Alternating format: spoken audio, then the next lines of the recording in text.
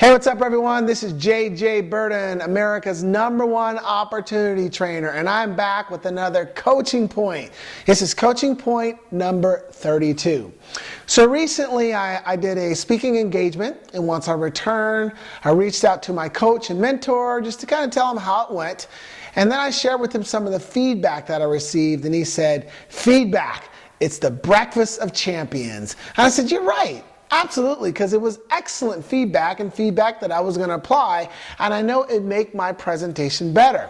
So that's why I wanted to make this coaching point number 32. Feedback really is the breakfast of champions. And what I mean is that champions are not just, I'm not talking from an athletic standpoint, but just people that are looking to be the best, to perform at the highest level of what they do.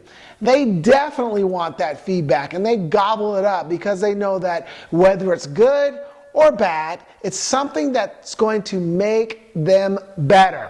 For instance, I just did a speaking engagement for a Fortune 500 company, and it went really well. But I asked one of the gentlemen who I knew very closely, "What do you think?"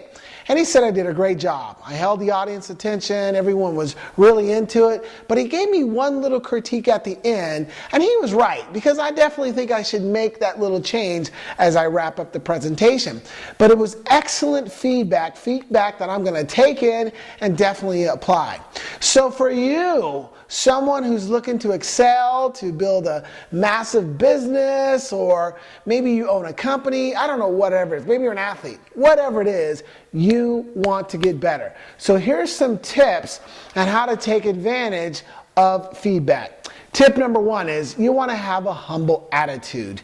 This is important because you have to be meek. You've got to be teachable. You must realize you don't know everything, and you always can learn to get better. 2, you want to ask someone that you trust. You want to ask them of their opinion because 1, you trust them, and you want to make sure that they're qualified to do so. You don't want to ask someone's opinion of something when they're really not qualified to give you such feedback.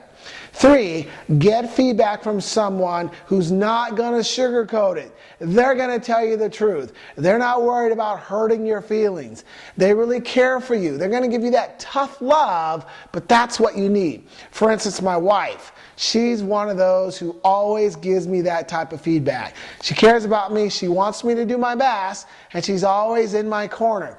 But she will tell me when I mess up. Like I recently did a speaking engagement at a school, and I said, "Babe, what did you think?" She said, "You did a great job. I thought it was very well done." She goes, "But I think you said whatever a few too many times." And she's right. Sometimes when I present, you kind of get caught up in these word whispers like or you might say words like whatever or all right. And sometimes you need that reminder so you can make those corrections. Number 4, have the ability to critique yourself. You've got to be able to self-evaluate yourself and be honest with yourself. Because there's times when you do something, you know you're on your game. But there's other times when you do something, you know you kind of messed up. Be honest with yourself. Be able to critique yourself so you can make those changes. What I like to do from time to time is if I'm doing a presentation or something, I like to record myself on my phone or videotape myself because that's an easy way to critique yourself. And then number 5, you want to listen, learn, and apply. Listen to the person that's giving you that feedback. Don't just hear them, really be listening to what they're saying to you. And you want to learn from it, and then you want to make the personal application.